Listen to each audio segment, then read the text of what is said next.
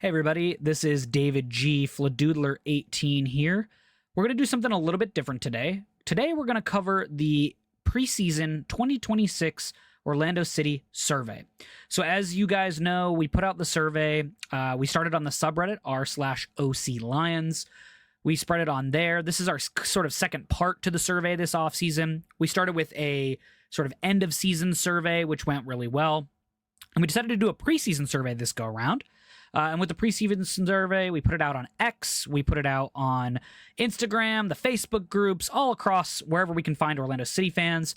And we wanted to get as much feedback as we could about what fans felt like with this offseason, going into the new season, and all that kind of stuff. So we had some pretty great responses. 243 responses in total came in. So that's about 100 better than what we got for the end of season survey. So we're really thrilled to kind of share these results with everybody and kind of talk about what they look like. So a couple of things before we get started. Number one, the survey does not reflect the acquisition of Griffin Dorsey. By the time we had closed the survey, Griffin Dorsey had just been announced. Well, not officially, but the news had been put out there. So that doesn't have it in here. So unfortunately, you won't see that. Also, on each one of the slides, you will see two tables or charts on there. One will be a table with the raw data of how respondents responded to the question. And then the other side will be a chart, bar, pie, something like that, that kind of helps visualize what we're talking about. And then the sections of the PowerPoint will be exactly what you saw on the survey. So nothing should be new or different. They're all kind of just sectioned off into the different sections that we put on the survey. So let's jump into the survey. Let's talk about it. Let's see what it's all about. And some really interesting results in here for sure. All right, so we'll start with the off-season ratings. That's where we started with the survey, kind of general thoughts about how we felt about the off-season. And the first one was about our overall offseason rating. So this took into account front office, coaching staff, moves, players that stayed, players that went, all that kind of stuff. Overall grades for that. For this, you see it's kind of in the middle of the pack, 4, 5, 6. Trends a little bit farther down to a good amount of 3s, some 1s and some 2s. So there's definitely a tail kind of flowing off in that direction. So interesting thing there, about the average sat around 5. It's about 5, so about middle of the pack on a scale from 1 to 10. So very interesting on just the overall off-season ratings. If we turn our attention to overall sort of off-season player moves, again, skews a little bit more negative, but on the tail part, but there is still some positivity in the middle of the pack.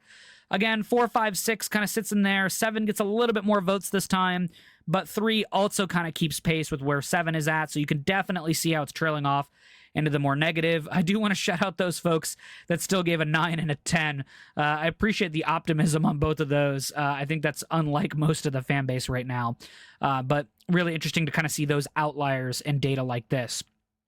Then we kind of broke it down individually. We said, okay, how do we feel about which players out were the most painful? And by far, which shouldn't surprise anybody, our boy Alex Freeman was the most painful for fans this offseason. 115 respondents for that. Took the cake for sure. A little bit farther down behind him, Dagger Dan Thor Halson had 44 respondents. And then Pedro Galese, the longtime Peruvian in the sticks, took 38 of those votes. Then we see a little bit more of a drop-off. Cesar Araujo had 19. Rodrigo Schlegel, 9. Kyle Smith, the accountant, picked up 8. Luis Muriel, 8. And then Thomas Williams, who got the start yesterday in the CCC game for Nashville, got 2 votes there as well. So these were sort of the most painful for folks throughout the offseason. And there was a decent chunk of folks that just didn't want to respond for this question. Either they didn't feel an attachment to any of these players, or none of them were really, I guess, jumped off the page. So there was that. Then we turned our attention to incoming. So who were we most excited for? What were we looking forward to? And the 2 Brazilian U22s, Iago and Thiago, led that list. Iago edged out Thiago by just a little bit. He got 73 respondents. Thiago was 63. 42 folks said none. That was an option on this question, and some folks just said, hey, none of these players really excite me all that much. So understandable. I can get that for sure. Brian Ojeda comes in right behind the first 3 at 28 votes. I thought a little low for him. I thought a lot more people were going to be higher on him, but maybe he's got to hit the field first and do some stuff before some fans get attached to him. Then the last U22, Luis Otavio, comes in with 17 respondents. Our new Canadian goalkeeper, Maxime Crépeau, got 10, and then Harvey Sararjan got 7. I'm probably going to fumble on his name. I'm trying to get better at it, so apologies for that. But he picked up 7, so there are some folks excited about Harvey, which I think they should be for sure. Okay, roster ratings. So we broke down the different groups, position groups, DPs, U22s, the whole 9 yards, to kind of get a feeling and understanding of how do fans feel about these groups. Where do they think we're at compared to the rest of the league? The first one's going to look at just the overall roster rating, though. So this includes the folks we brought in, what we still had after we got rid of everything, the folks that we, of course, retained, and again, sits in the middle of the pack, right? 5, 6, 7, so we're a little bit higher on the scale this time. But again, the average sort of sits closer to the 5 and 6 area, so about middle of the road, a little bit above middle of the road, so not too bad in that perspective, but pretty interesting results and a little bit more positive than maybe some of our other results that we had earlier. Again, there is a bit of a negative tail still that skews off and to the left. 30 respondents for 4, 21 respondents for 3, etc. A couple of outliers on the other side too, 13 respondents for 8, and then 2 for 10. So there were some folks that felt pretty good about the roster, but for the most part, kind of middle of the pack and skews in the one direction.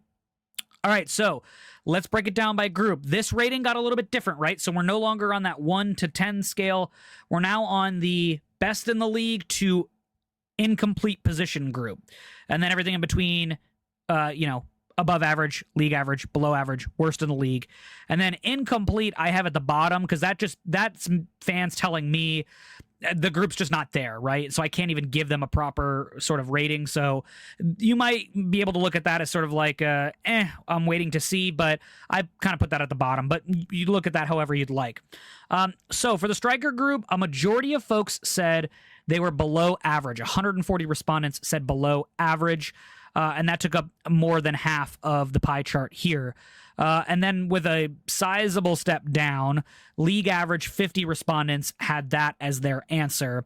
And then 32 people said it was an incomplete position group, which is completely understandable because really Duncan is your only out-and-out striker at the moment. You're going to see Thiago play there. You're going to see Harvey play there. Justin Ellis when that contract gets over the line and is officially announced because we still think that's going to happen. But still, folks right now, incomplete group, totally understandable for that. 13 people said it was the worst in the league. I can understand that and can see that. And then 4 above average, and then 2 said it was the best in the league. Again, I wish I had that hopium, but I just don't for this position group. For the winger group ratings, a little bit more down the middle. 102 respondents for both above average and league average. So it looks like we're trending in the more positive direction on this one. Kind of interesting that both sort of ended up even there. Below average got 27 respondents. And then best in the league 4, worst in the league 4. So take those outliers equally, I guess, 4 and 4 there. And then 2 folks said it was an incomplete position group, which I thought was interesting because this team does have a plethora of wingers. So, not gonna step on anyone's ideas there, but kind of interesting that we got 2 respondents on that one. We move to the midfielder group. Again, a little bit more positive, very much like the wingers. 119 respondents said above average, completely understandable. And then 78 said about league average. So that takes up most of your pie there for that one. A couple other results. 25 folks said below average. I could see that in certain aspects. 18 said best in the league. Boy, I wish that's the case going into the season, because if we had the best midfielder group, that would be awesome and make me feel a lot better about how this team can perform. And then 1 person said incomplete position group.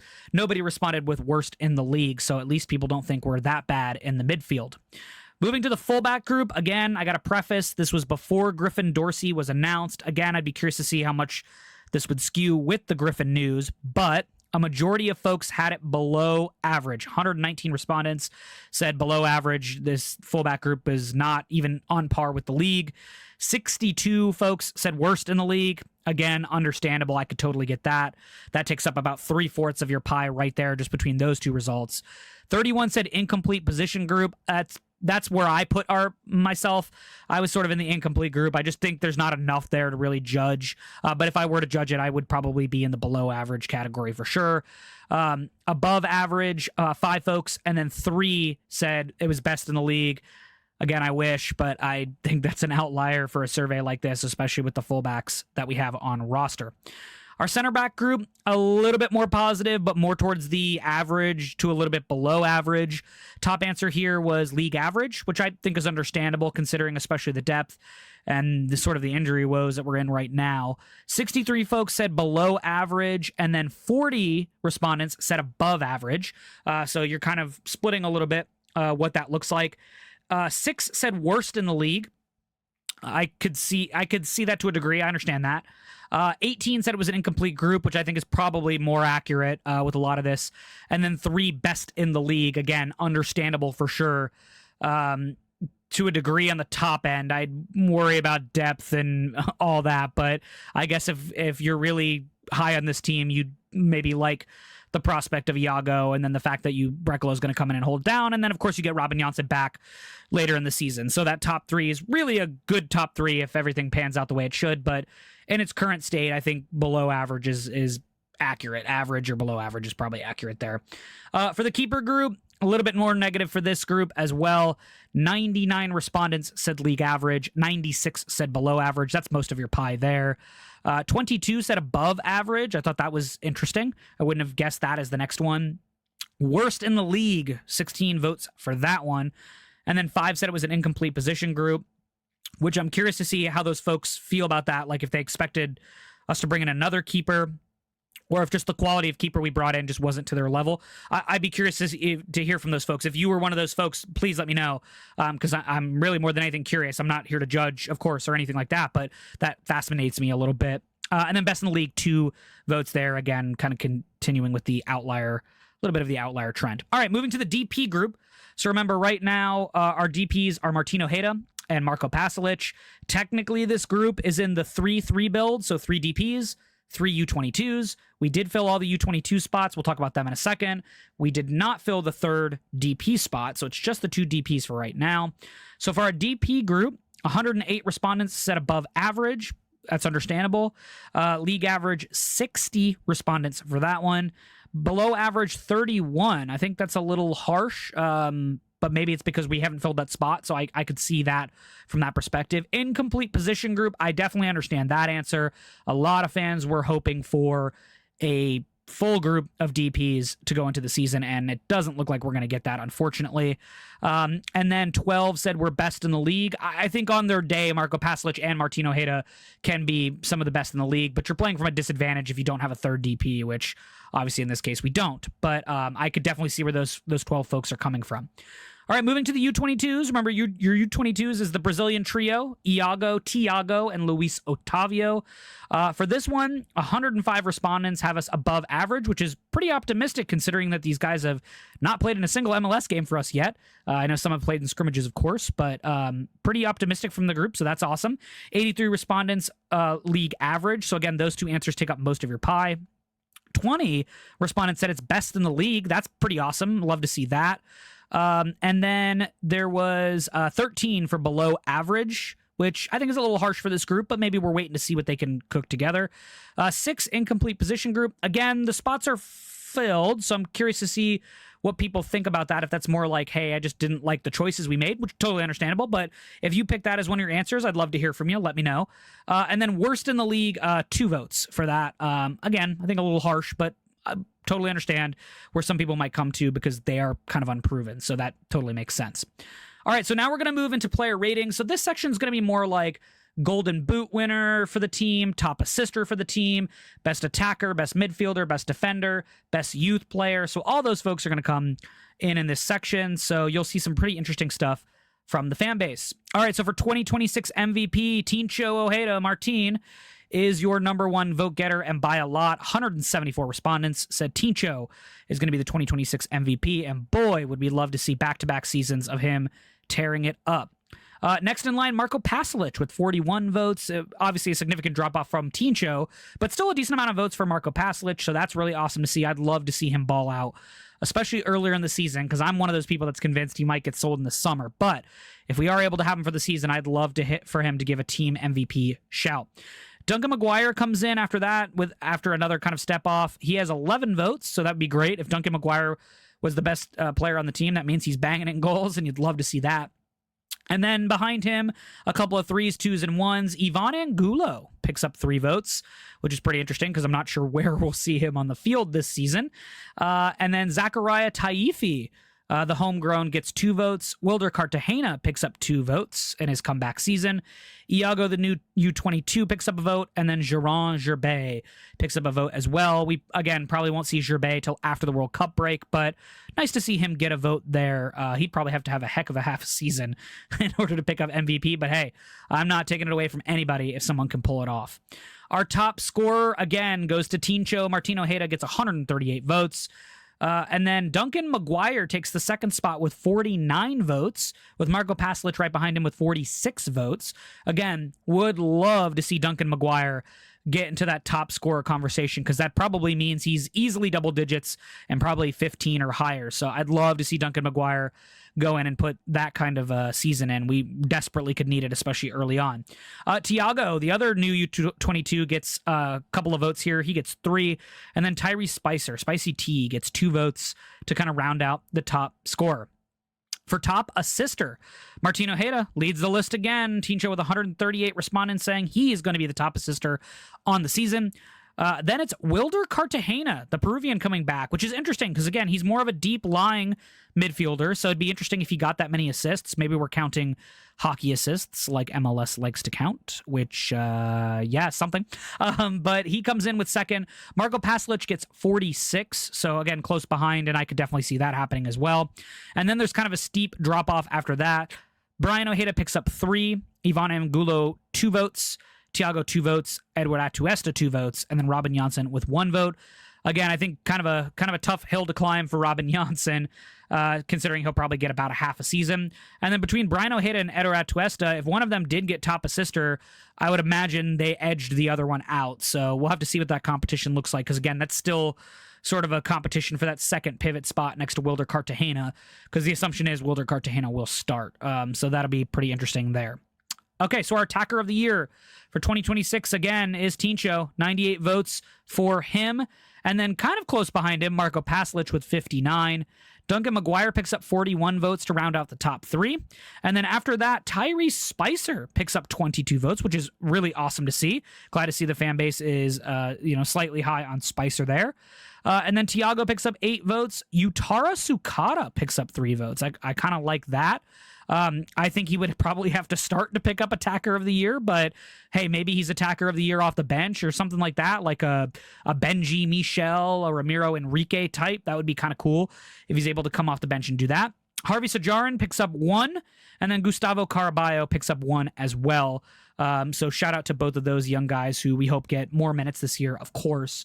Again, maybe a bit of a long shot to be attacker of the year, but get him some minutes and let's see what the young guys can do. Midfielder of the year, Wilder Cartagena, in his comeback season, takes the cake on that one. 130 respondents, just really runs away with it. And boy, would we love to see the Peruvian have a great comeback season. I really love the confidence that the fans have in this guy. Edward Atuesta picks up 46 votes, and then right behind him, Brian Ojeda. Again, I think that'll be really interesting because I bet whoever edges the other one out probably would be closer in that conversation for midfielder of the year, but we'll see what that competition looks like as the year goes on. And then we see a bit of a drop-off, but then Luis Otavio, the third U22, steps in here. He gets 10 votes. And then Jeron Gerbet picks up 9. Colin Gusky, 2 votes. But again, if we can see just some good time from Otavio, Gerbet, and Gusky, I think the fan base will be happy with that. Again, might be a tough climb to win midfielder of the year, but we'll see what they can put together off the bench for Orlando or in some of those other competitions. Maybe play the young guys in U.S. Open Cup in the beginning rounds or Leagues Cup. 2026 Defender of the Year. This one was a little bit closer, kind of spread between 3 different folks on this one. David Brecolo takes the top spot, 71 votes for that. But then right behind him, Iago, the last newcomer, U22, he picks up 70. And then Robin Janssen picks up 64. Again, I think for Robin Janssen to be Defender of the Year, he'd have to come in and have a heck of a half of a season after he comes back. Or if the defense is that much in shambles and he comes in and kind of solidifies the defense, I could see that happening as well. But yeah, those three by far got it. Or maybe we go to a back three. Maybe I'll be crazy. Maybe we go to a back three and maybe these guys just duke it out all year and we have a great defense. But we'll see what that looks like. Next after that, significant drop off. But next after that, Zachariah Taifi shows up on the list again with 20 respondents. Again, I think unless he's starting, it's probably tough for him to win this award. But maybe he comes in, he becomes the Swiss Army knife of the midfield. We know Poppy loves that one player or two players that can kind of just play wherever. Maybe he turns into the new Kyle Smith and can play multiple fullback spots, some of the defensive spots, and things like that. But I just love seeing Taifi get some votes there, so that's pretty awesome. Looks like 5 fans have changed their tune about Adrian Marine. He picks up 5 votes on this one. Nolan Miller, the college draft pick out of Michigan, picks up 4 votes. And then Tarir Reed Brown picks up a vote as well. Glad to see the young kid could be able to convince somebody to vote for him for Defender of the Year, because I'd love for him to ball out and have an opportunity to play well. All right, for 2026 Youth Player of the Year. So for these players, remember, they are 23 or younger. That's the only way you qualify for this section here. So for that, again, kind of close, but Iago does edge out Tiago with 77 votes. Tiago had 69 votes, so pretty close there. After that, Zachariah Taifi picks up 30 votes. I think he's a dark horse in this category. For folks that have not seen Taifi play, maybe you saw him play a little bit last year, but really, if you watched him with OCB, you can see what this kid can do. So that's your dark horse to watch for Youth Player of the Year there. Then Luis Otavio gets 18, Gustavo Caraballo 17, so awesome job for both of them. Nolan Miller 8, Harvey Sajarin 7, and then Colin Gusky and Tarir Reed Brown get 3 and 2 respectively. Unfortunately, Javier Otero doesn't get any votes in this category. I imagine most fans believe that Crepeau will start all, if not most, of the season, so it'll be hard for Otero to kind of win this award. All right, finishing places. So this is all about where is Orlando City going to finish in the regular season, in the table, in the various competitions. How do fans feel about where Orlando City, is going to perform? And it's not positive, as you can see from here. I don't want to say that completely, because I think there's some people that are positive, but it's not as positive as some would hope. So most respondents, 82 respondents, said they will be 8 or 9, or what we call the wild card in the East. Again, I am not one of those people that believes that's the playoffs, so I do not call that in the playoffs. But 82 people think they will make the 8 or 9 spot. 72 folks think they will be between 5 and 7. So that's a respectable area. I put them at 7 for the season. So just as a perspective, that's kind of where I'm sitting at. So I totally get that. The next one after that is 50 folks think they are 10 through 15th in the East. Boy, would that be tough. I hope that they are definitely not in that section, but I could see how this team could land there if that's what it ends up being. And then 23 folks said top 4 in the East. Boy, I wish I was that optimistic about what they're looking like there. 13 respondents had us as wooden spoon candidates. Yikes, I hope not. Do not want one of those on our record. And then one person said, we are going to win Supporter Shield. And for that person, I say, I salute you, but I don't know how this team will get there. So good luck on that one. Listen, if we can win a Supporter Shield, that'd be awesome. For Leagues Cup finish, I know how people feel about the Leagues Cup. I hear you, but we have to ask because it is a competition we're in this year. 125 people think we get knocked out in the group stage, which is understandable because remember, for the group stage, you're split into the 2 tables, one Liga MX table, one MLS table. The top 4 from both of those tables move on in the tournament. So again, last year we did make it, but we did have to put up a huge score on Necaxa to make that happen. A lot of people look like they don't think we have what it takes in order to do that. 80 people said we would make it to the quarterfinals, but get knocked out in the quarterfinals. So that would be the first game after the group stage. That's understandable. For the semifinals, which is how far we got last year, 22 respondents said we're going to make it that far. 6 respondents said we were going to make the final, which would be awesome because we'd get a CCC spot for that. And then 7 said we'd win the cup, which I think is interesting. So yeah, I like that optimism, but just not sure if this team has the depth to pull that off. And we don't want a similar end to last season where basically the Leagues Cup killed us and we just ran out of steam after that. So yeah, we'll see. We'll see what that looks like. We'll see if we've got the people to make that work. U.S. Open Cup, a lot of people passionate about this one. 91 people said we were going to make it to the round of 16. So that means we'd win our first match in the U.S. Open Cup, but then get beat after that. Then there were 65 people that said we'd make the quarterfinals. So again, we'd get 2 wins and then get knocked out after that. Uh, 42 people said we'd get beat in our first game because that's when we enter the competition at the round of 32. That would be tough for us to see, but it's possible, especially if we rotate. 23 respondents said we're going to make the semifinals, which would be pretty great if considering. 4 people said we'd make the finals, and then 14 folks said we'd win the cup. So, listen, I'd love another trophy in the cabinet, but it doesn't seem like a majority of people obviously think we're going to make the finals or win the cup, which is understandable. Now, this was an interesting question, and I think some people might be frustrated about this because we've been having a lot of Oscar talk last season into the offseason and now into a new season. But I wanted to ask the question, do you think Oscar Pareja makes it through the season? Does he make it? And that could mean he gets fired within the first 5 games, middle of the season, gets fired at the end of the season. But, like, does he make it through the entire thing and make it onto the other side? Because remember, we've got silly season after this season, which starts pretty quickly after this MLS season ends. So does Oscar make it? So pretty split down the middle. 89 respondents said yes, he does make it. 84 people said no, he does not make it. And 70 said, I'm not sure. And that's honestly probably the most honest answer out of everything that's here. So I feel for the people that answered not sure, because I totally get that. But really interesting to see how sort of evenly split almost the fan base is on whether Oscar Pareja makes it through the season. Okay, so now we're going to move to demographics. This was some stuff requested by some folks on the subreddit, as well as some people on Twitter, just to be curious about where people were taking the survey from, where they come from, how they watch the games, those kind of things. So I think this is a really cool way to kind of see where our fans are at. This was not required like any other question, so I really very much explain to people you don't have to put your information down if you don't want to, because I know some people are privacy conscious, and I totally understand that. So, as you can probably guess, the most respondents, 204 of them, came from the state of Florida. And then right after that, funnily enough, was North Carolina. We had 84 people respond from North Carolina, which I think is pretty interesting. And then we had like 2 from Tennessee, 1 from Alabama, 1 from Michigan, 1 from New York. There's 1 from Indiana, Virginia, Connecticut, Arkansas, Washington, Colorado, and Illinois. So those are sort of your breakdown. Kind of surprised we had that many fans in North Carolina. That's kind of interesting. It's kind of cool. Wasn't expecting that for sure. Respondents by city. I'm not going to go and list all the cities, but obviously your biggest city is Orlando with 71 votes. Some other cities I want to kind of shout out: Winter Park and Winter Garden.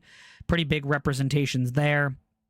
We've got some Apopka folks, some folks out in Altamont Springs. We've got some folks out in Coe as well, Oviedo, Daytona, Claremont, a few different places. We got a vote from Camp Lejeune, which I thought was pretty interesting. So shout out to the person in Camp Lejeune. So pretty interesting stuff there. And then we move on to country, obviously predominantly the United States, but for just to shout out our international folks that took the survey, the United Kingdom and Ireland were listed on here as 2 of the resident countries there. And then last but not least, this is the last question. We wanted to ask the length of Orlando City fandom. And again, I'm going to preface this with your length of fandom does not concern anybody else. Again, does not make you a bigger fan than anybody else. Doesn't change anything. We just wanted to see how long you've been a fan for and how long you've been supporting Orlando City. So the number 1 response was since the beginning, USL days. 77 respondents said they've been here since the USL days. That's 34%. Hats off to those folks. Wish I was there with you. First year in MLS, that's where I fall. I fall into that bucket if you didn't know. 57 respondents said they've been here since the first year in MLS. And then these are all broken down by the years, but 20 people said they've been following for 10 years, 5 people for 9 years, 10 people for 8 years, 9 people for 7 years, 7 people for 6 years, 15 people for 5 years, 9 for 4, 11 for 3, 6 for 2, and 2 people are about a year-long fans. So hats off to you guys for joining recently and doing that. No new fans, according to the survey, which is more than fine because I think new fans would have been overwhelmed by a survey by this. So anyway, just to kind of wrap everything up for you, those are all the results. Like I said, I'll have an article posted on either my personal blog or on the LPO website that goes and just breaks down these numbers a little bit more and provides people with a little bit of a visual there. There'll also be a post on the subreddit as well. So I'm looking forward to kind of sharing that with you all and kind of seeing what your thoughts are. So yeah, I hope this was helpful. I hope it was interesting.